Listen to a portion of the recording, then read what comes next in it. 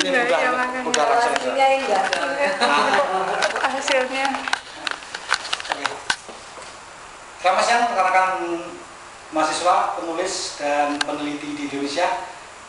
Saya Sudar Maji dari PT Prestasi Pustaka Raya. Hari ini kita merupakan hari yang paling istimewa karena kita kedatangan tamu penulis dari Surabaya, yaitu Ibu Nining Martinitias. Beliau adalah pakar statistik terapan di Indonesia yang bukunya sebentar lagi akan bisa Anda nikmati di Prestasi Pustaka Raya. Langsung saja kita hari ini akan menilik sekilas apa isi buku itu, bagaimana penerapannya, dan yang paling penting bagaimana pembaca bisa mengambil manfaat yang sebesar-besarnya dari buku yang akan kami terbitkan. Oke, Bu Nining, pertama-tama terima kasih atas kedatangannya di kantor kami. Ini merupakan kebahagiaan besar bagi kami. Untuk itu kami ucapkan terima kasih dan semoga ini kita anggap sebagai amal ibadah Ibu. Ya, terima kasih. Dan terima kasih kedua karena kami diberi kesempatan untuk menerbitkan buku Ibu yang berjudul Soal dan Pembacaan Statistik. Untuk itu agar pembaca mengetahui secara mendetail apa makna buku itu bagi mereka, barangkali Ibu bisa memberikan sedikit penjelasan tentang beberapa soal yang akan kami tanyakan. Dan kami hanya meminta waktu sebentar karena hanya ada 5 atau 4 pertanyaan yang kami tanyakan. Yang pertama, kami ingin tahu sedikit tentang karir Ibu di dunia statistik, istilahnya latar belakang profesional Ibu. Silakan. Ya, terima kasih Pak. Dan sebelum saya bercerita tentang apa ini pengalaman saya di pendidikan gitu ya sebagai dosen, mungkin saya meluruskan dulu. Tadi Pak Dar bilang bahwa saya seorang ahli pakar statistik. Saya menganggapnya terlalu berlebihan. Terlalu berlebihan ya, tapi itu doa saya loh. Ya, amin, semoga tercapai. Tapi saya belum mencapai level yang itu gitu ya Pak ya, karena ada yang lebih dari itu.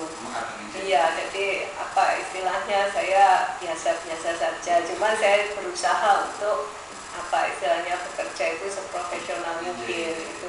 Itu mungkin meluruskan gitu ya Pak ya. Jadi seolah-olah nanti kalau ada orang yang oh ini pakarnya kan baru enggak juga itu ya Pak. Istilahnya jadi beban Bu ya. Jadi beban bagi saya. Nah, mau gini aja kok jadi pakar. Oh gitu ya. Oke, itu di awal. Terus kemudian tentang karir saya selama ini memang apa ya, bekerja sebagai dosen. Jadi saya sudah menjadi dosen itu sudah lebih dari 15 tahun. Cuman apa, mulai tahun 95 saya sampai 2010 itu saya di Stikom Surabaya di sini. Nah, sebagai dosen tetap. Terus kemudian saya resign karena saya ingin bebas dan saya ingin istilahnya itu lebih banyak mengembangkan diri gitu Pak ya. Saya lebih bisa mengembangkan diri, jadi saya lepas. Saya menjadi dosen tidak tetap di beberapa perguruan tinggi swasta di Surabaya juga. Stikom juga demikian, saya tetap jadi dosen tidak tetap di situ. Kemudian saya juga ngajar di UPN Surabaya, dan di fakultasnya di jurusan Teknik Informatika. Ya, di ITA juga sama, di Informatika juga. Jadi memang betul-betul background Ibu ini betul-betul di dunia statistik ini ya? Iya, mata kuliah yang saya bina ya memang statistika Pak. Jadi namanya macam-macam, ada statistika terapan, ada statistika komputasi, karena memang itu di bidang informatika gitu ya Pak ya. Jadi kemudian ada probabilitas, dasar probabilitas. Nah, dari mata kuliah itu selain yang berbau statistika, ini saya juga mengajar mata kuliah yang menjadi istilahnya apa ya, gandengannya gitu ya, untuk pengambilan keputusan. Mata kuliah kayak riset operasional, terus manajemen sains itu kan istilahnya satu saudara lah saya menganggapnya gitu. Jadi ya Pak. Betul-betul buku ini ditulis oleh seorang yang ahli di bidang statistik. Iya. Oke lah. Oke Bu, kembali ke buku yang kita terbitkan, yaitu buku Soal dan Pembacaan Statistik. Apa latar belakang Ibu menulis buku ini? Latar belakang saya menulis ini ini karena selama pengalaman saya ngajar statistik selama ini, mahasiswa itu saya melihatnya banyak apa istilahnya kurang gitu ya, kurang buku pendamping untuk latihan mereka. Kalau saya ngajar selama 3 SKS gitu itu materi yang apa ini yang tersampaikan itu sudah penuh, jadi seolah-olah 3 SKS itu tadi isinya cuma materi saja. Apalagi kalau itu saya sertai dengan demo software. Jadi mereka saya potong, kita masukkan ke lab atau apa gitu ya untuk softwarenya statistika itu.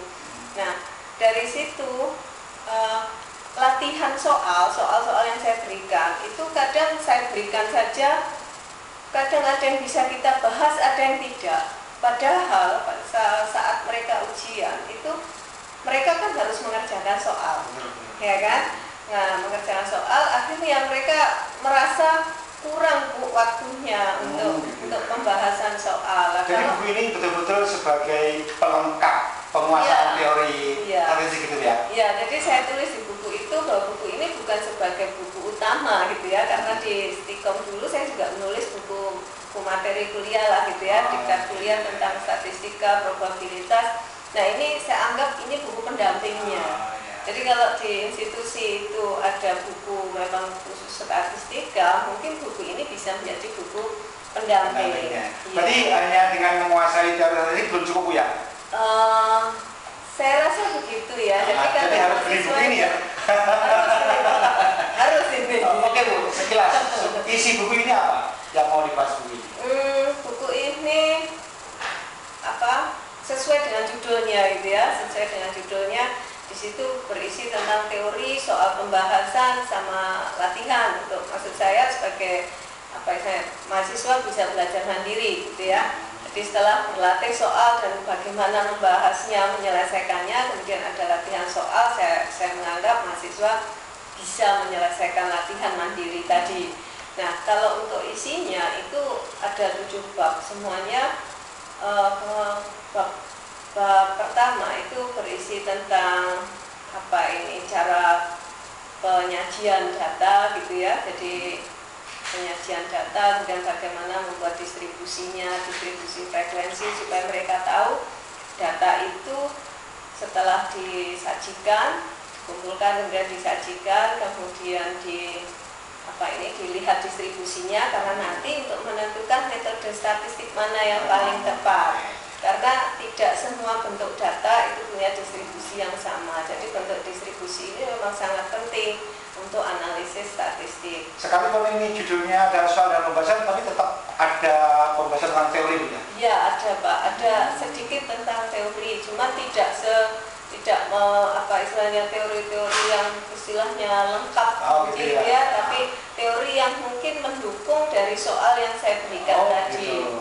Betul-betul yang dibutuhkan untuk menyelesaikan soal ini ya? Iya, betul. Kalau ditanya buku ini keunggulannya Bu dibanding buku yang lain?